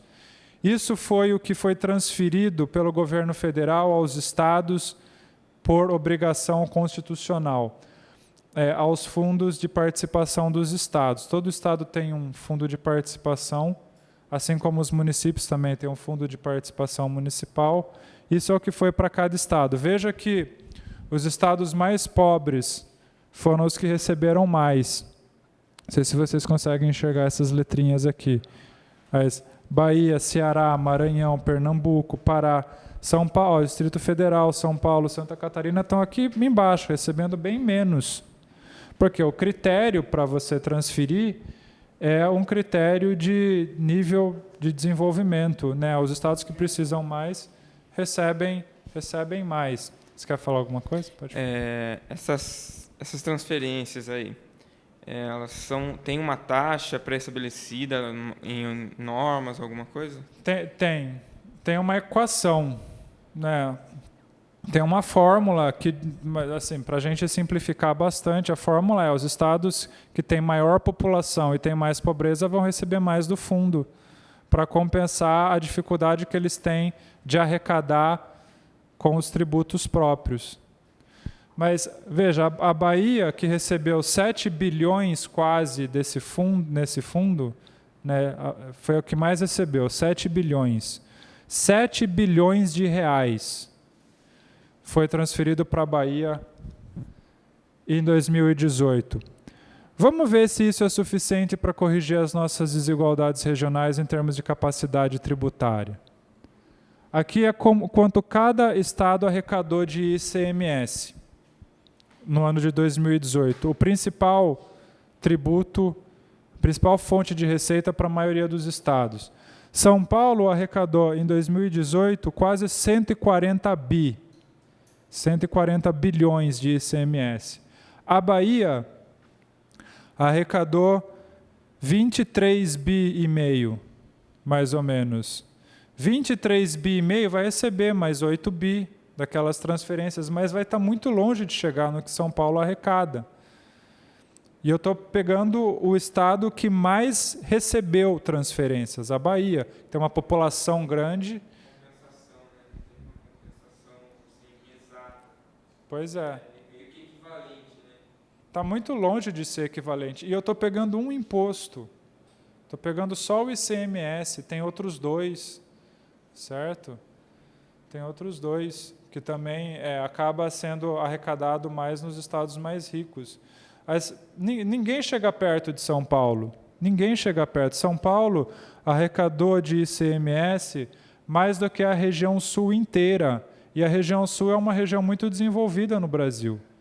Certo? 86 bilhões está abaixo dos 140 bilhões arrecadados por São Paulo. Nenhuma outra região chegou perto de São Paulo, nem o Centro-Oeste, nem o Nordeste, nem o Norte. Se for fazer essa soma, passa, mas é uma discrepância muito alta. Muito alta. Certo? Isso é para mostrar que o principal instrumento que a nossa Constituição instituiu para tentar amenizar a desigualdade em termos de arrecadação tributária dos estados está muito longe de ser suficiente para corrigir isso. Então, bom, a gente viu isso, e voltando agora ao tema da guerra fiscal. A guerra fiscal, ela favorece a concentração produtiva nos estados que têm mais capacidade tributária, ela acaba sendo esse círculo vicioso. Os estados que têm mais atraem mais empresas, que geram mais rendas, certo? E os outros estados acabam não conseguindo seguir o mesmo ritmo. E a guerra fiscal também reduz a receita fiscal de estados e municípios por meio de isenções, né, de renúncia fiscal, dinheiro que não é investido em programas sociais. Pode falar. Se o estado de São Paulo arrecada tanto, por que tanta favela lá? Arrecada. Eu concordo com você. Então, onde que está pegando? O que acontece que não é que para ter favela nenhuma? A educação tem que ser assim, um estado de primeiro mundo, no caso. Eu tô todo... Pelo tanto de arrecadação. Você quer falar no microfone? Não.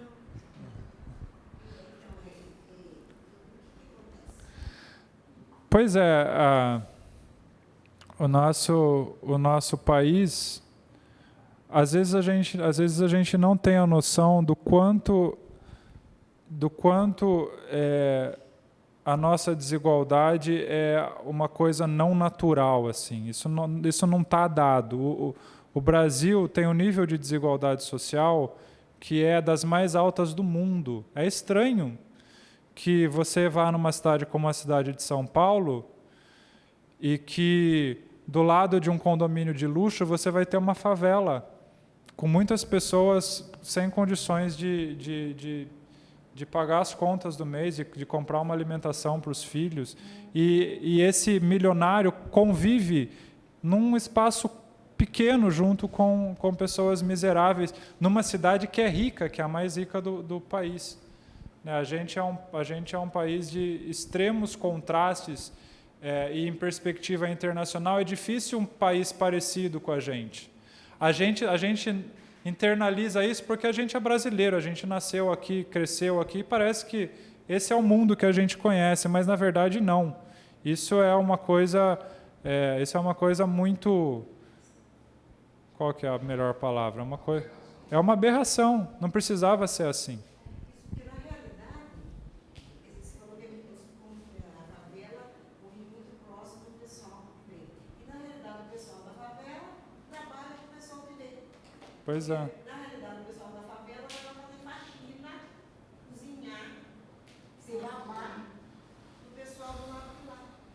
Pois é. O Brasil ele seguiu uma trajetória de desenvolvimento que foi muito concentradora de renda, né? Desde o início. Toda a renda sempre foi muito concentrada nas mãos de poucos, né? A maioria da população ficou meio alheia à forma como o Brasil foi se desenvolvendo. O Brasil é um país que tem uma boa renda, alguns estados têm uma renda alta, como é o caso de São Paulo, mas essa renda é extremamente mal distribuída. A gente tem o problema da desigualdade regional, mas a desigualdade interna nos estados também ela é muito alta. Pode falar.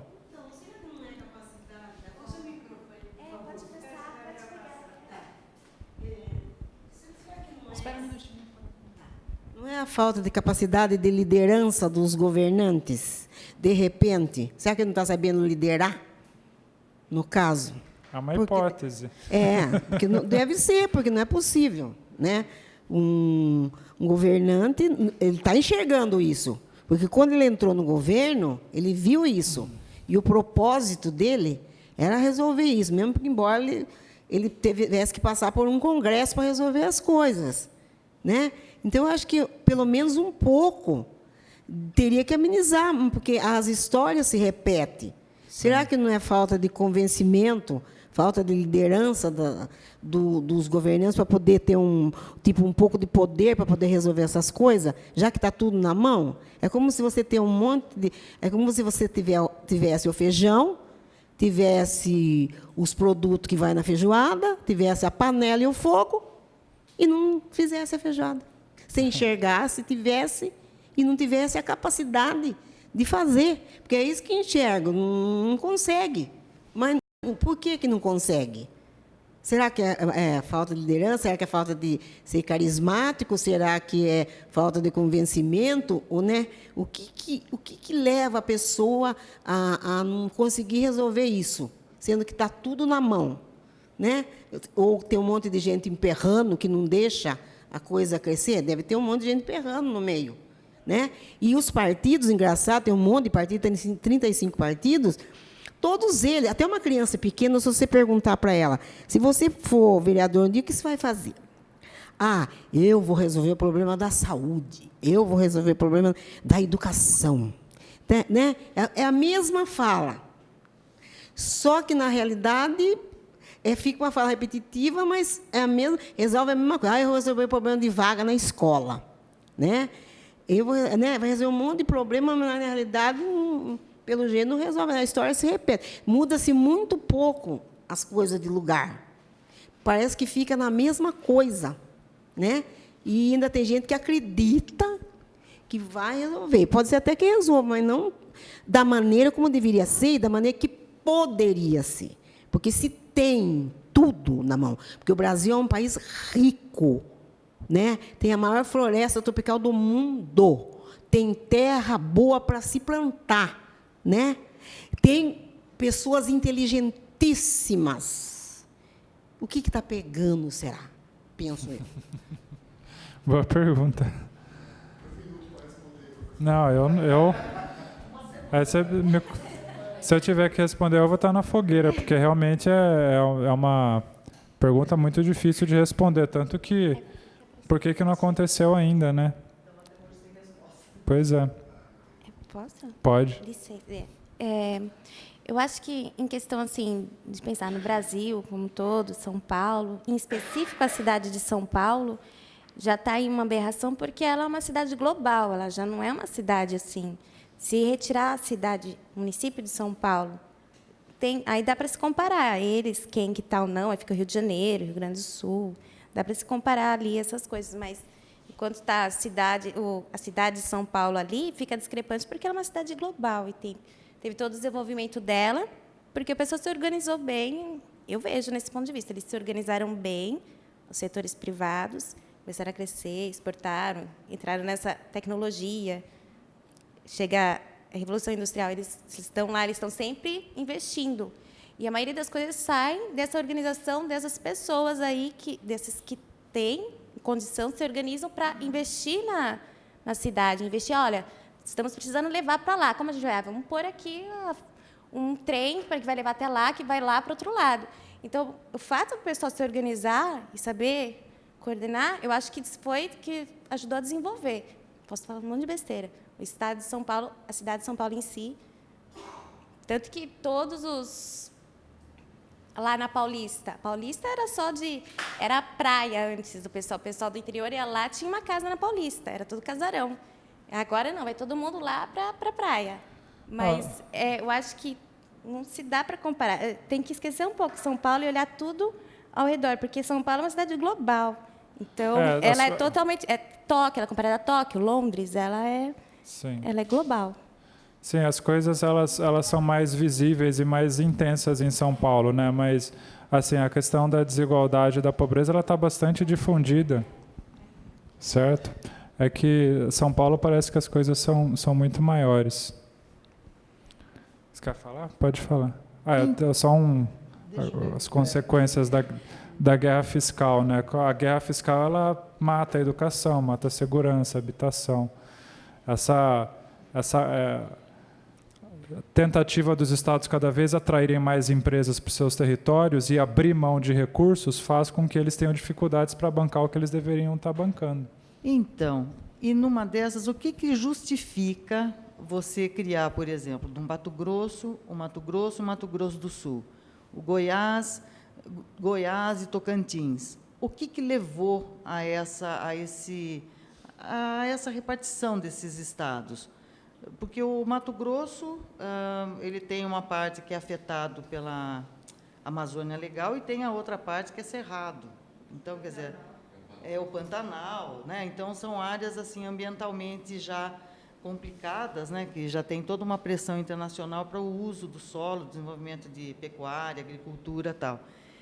E é uma coisa que eu me lembro na época quando entrou essa questão da divisão, porque o Brasil tem um federalismo sui generis, né? Que realmente a discrepância entre um estado e o outro é gritante, gritante. E quando você pega naquele slide anterior seu, né, das receitas, tal, a única coisa diferente que surgiu ali foi que o Tocantins passou a pertencer à região norte, né, e Goiás continuou como região centro-oeste, em termos de regionalidade, né? Mas eu não sei até que ponto, eu não sei economicamente, socialmente, o que motivou? Alguém saberia? Essa separação dos estados, Mato Grosso do Sul, porque antes era só Mato Grosso. Era Mato Grosso, um grande estado, né, um estado rico, que a gente sempre ouviu falar do Mato Grosso como um estado de criação de gado, né? E, de repente, veio, né, essa questão da separação dos estados. E foi logo depois da Constituição. Foi. E eu nunca consegui entender o porquê dessa alteração do federalismo, né? Geralmente, essa mudança territorial dos estados está relacionado à política, pessoas importantes locais, né, que querem autonomia, que brigam por autonomia no... Sim, porque assim, quando você cria um estado novo, você fortalece os políticos daquele lugar novo também, que de repente poderiam estar se sentindo menos prestigiados fazendo parte de um estado onde a capital é tão longe. Enfim, mas é muito assim, só dá para especular. Cada caso é um caso, né? O nosso território vem sendo dividido em estados novos desde a República. Paraná já pertenceu a São Paulo, não sei se você sabe. Lembro, eu morei no Paraná. Minas Gerais já pertenceu a São Paulo. Antes de descobrirem ouro lá, antes de descobrirem ouro no século XVIII, Minas Gerais era parte do território de São Paulo, Goiás era parte do território de São Paulo. E tudo isso foi sendo dividido, acredito eu, falando num termo bem genérico, por pressão de populações desses novos lugares que vão se desenvolvendo e buscam autonomia. Então, é uma hipótese. Uma hipótese. Mas cada caso provavelmente é um caso. Pode falar.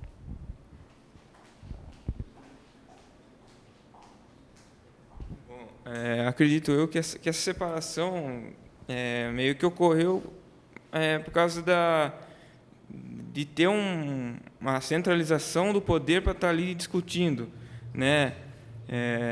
Vamos supor, você falou, Paraná era parte de São Paulo.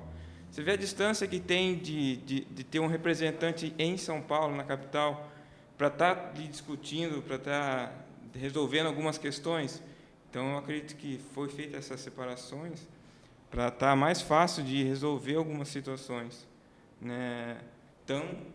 Também para a questão de poder, né? De autonomia. Vamos supor, tinha algumas pessoas que queriam ser representantes também, daquele parte mais abaixo, né? Então, só que já tinha gente representante lá. Sim. Né? Então, eles fizeram essa separação para que eles representassem e pudessem estar mais perto ali da sociedade. Sim. A gente tem que ver tudo que vem junto com o novo Estado. Vem junto capacidade para você tributar a população local, para investir no local, tudo isso. Olha,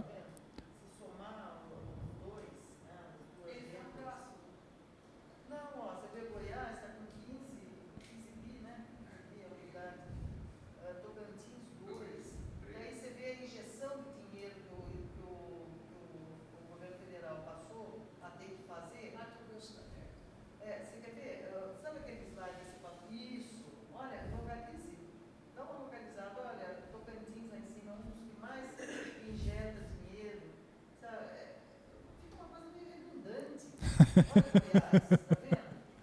Então, são essas coisas, no federalismo, né, considerando o federalismo como...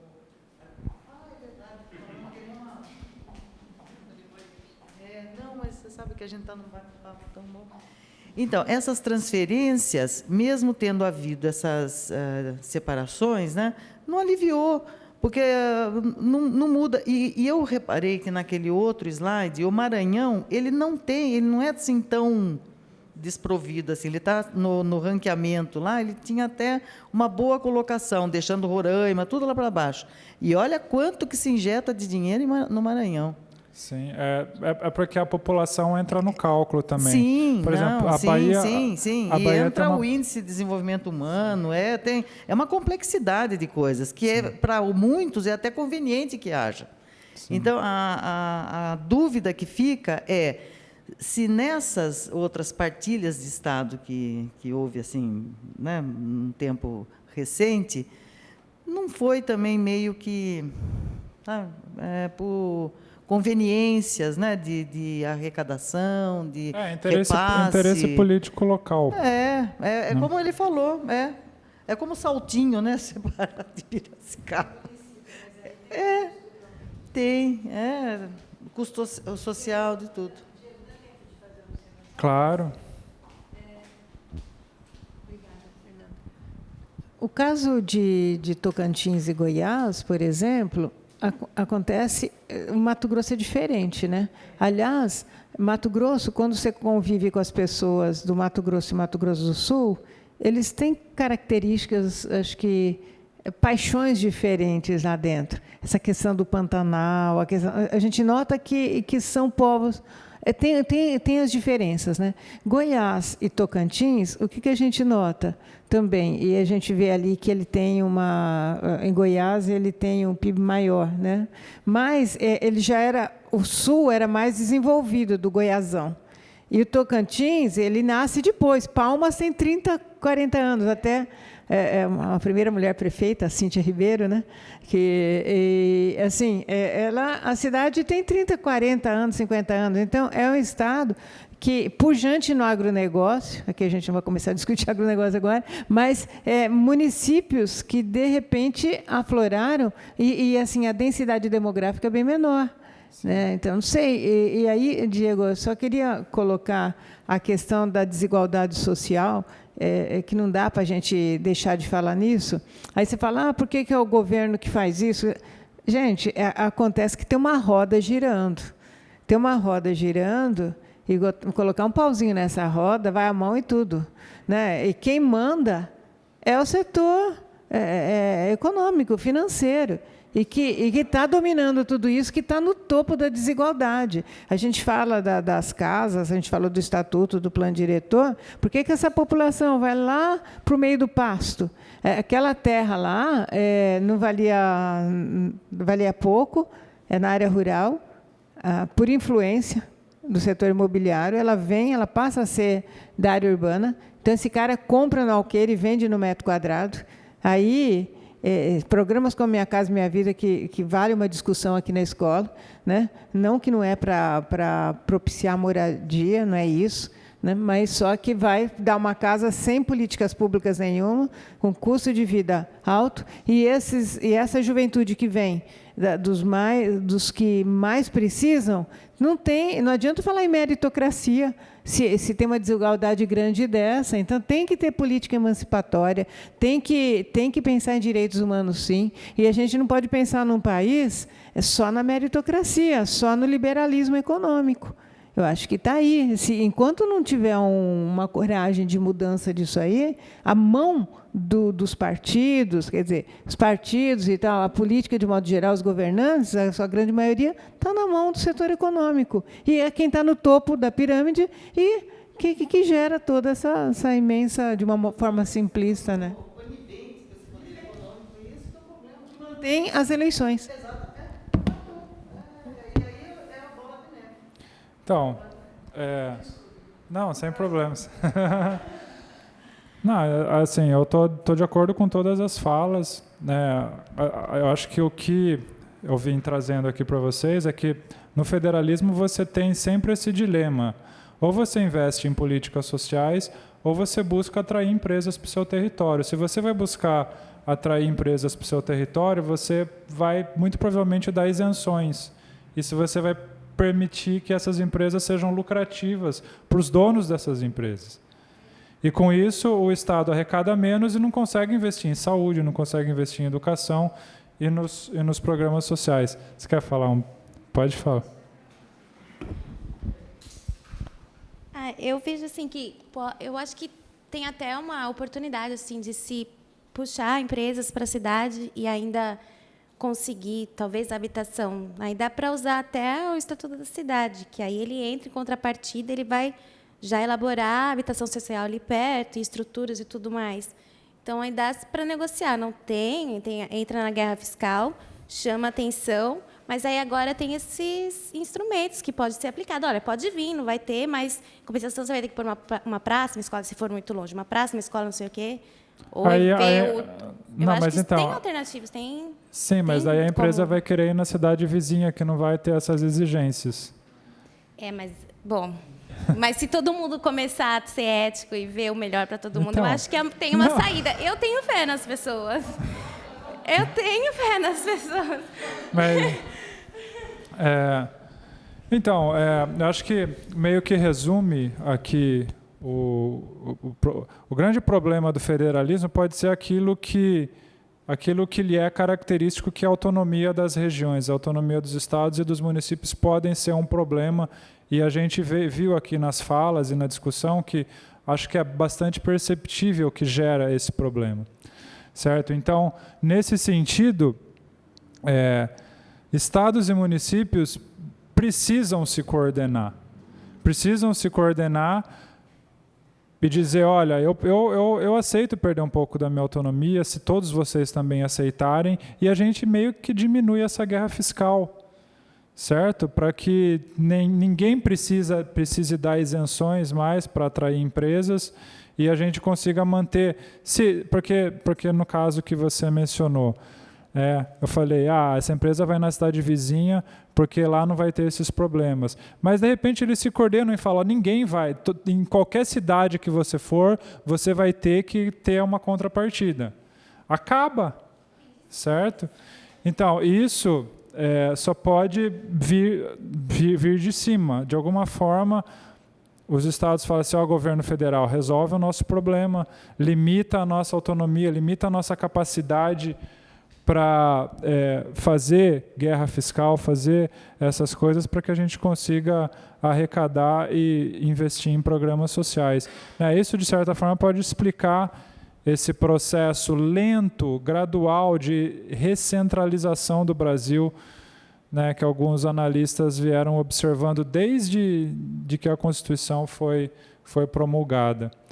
Mas a gente está ainda muito longe de acabar com esse problema, ainda, como eu falei para vocês, tem muita autonomia. Vai vir agora a questão da reforma tributária, vocês vão ficar de olho, vocês vão lembrar dessa nossa discussão aqui, porque a reforma tributária que vai estar em tramitação é uma reforma que busca reduzir essa capacidade para se fazer guerra fiscal, busca reduzir a autonomia dos estados para tributar como eles quiserem, para dar isenções. Vários tributos vão ser juntados num só, e vai ficar muito mais difícil para estados tentarem continuarem brigando para atrair empresas para os seus territórios à custa de dinheiro para investir em programas sociais. Eu tinha mais algumas coisinhas para falar aqui, mas a gente já está em cima da hora. Alguém quer fazer um comentário final? Quer falar? No caso, os estados que estão mais no topo dessa desigualdade, será que eles aceitariam perder mais autonomia? Boa questão, porque a roda está girando em favor das pessoas que têm mais poder. E perder esse poder significa transferir renda para as outras regiões.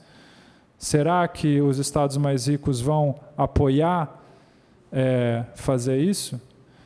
Na verdade, é para o benefício dos estados mais pobres, em prejuízo dos estados mais ricos, inclusive São Paulo, onde a gente está. Será que o governador, será que a população local vai apoiar essa transferência de renda de São Paulo para os estados que precisam mais? Daí agora eu vejo um benefício do partido. Aí, nesse caso, o governador já não vale nada. Quem vai lá e vai votar vão ser os partidos que vai decidir. Aí é a única vez que eu vi um benefício. Deixa eu passar. Uma amostra dessa incompatibilidade com insatisfação foi pressão. Sim. Né? Lembra quando o Rio de Janeiro queria todo o dinheiro? Queria todo o dinheiro e aí ficou. Então, óbvio que vai ter um conflito enorme, que a mediação disso aí não vai ser fácil, não. Sim. Não vai ser fácil. Bom, gente, eu agradeço vocês terem vindo. Pode falar. Eu acho que a única esperança que a gente tem, uma esperança, é você catequizar as crianças. Pronto. Catequiza-se os pequenininhos e, quem sabe, eles vão, num futuro bem próximo, fazer alguma coisa, mas catequizar de verdade. Tá bom. Gente, eu agradeço a presença de vocês, agradeço os ótimos comentários que vocês fizeram ao longo desses 2 dias. Eu faço aqui um apelo para que vocês continuem apoiando a escola. Eu acho essa escola do Legislativo aqui em Piracicaba uma joia para a cidade. Eu gostaria que todos os cursos tivessem salas lotadas. É uma coisa que, assim, eu vim como voluntário fazer essas apresentações para vocês por prazer, certo? É uma coisa que tem que ser valorizada pela cidade e eu gostaria que vocês continuassem apoiando e participando dos próximos cursos. Para mim foi um grande prazer ter essa discussão com vocês aqui. Obrigado, gente. Acho que agradecer muito ao Diego, que é a segunda vez que ele vem, da outra vez foi um ciclo longo. A gente andou conversando aí de alguns cursos para o semestre que vem, e a gente gostaria que você continuasse também. Acho que essa semana, mas a gente vê que é bem participativo e realmente a gente agradece aí o apoio à escola. Amanhã tem mais à noite, a gente sabe que é véspera de feriado, mas eu acho que é até uma continuidade sobre isso aqui, que a gente vai falar sobre direitos humanos. Então, se vocês puderem vir, trazer mais pessoas, amanhã à noite tem mais aqui. Às 7. 7, Fernanda? 7h30. E aí só é uma pequena lembrança nossa, né, pro Diego, né? A gente sabe que ele tem aí doutorado e tudo mais, mas é uma lembrança aqui da nossa escola. Obrigado. Tá bom? Obrigada.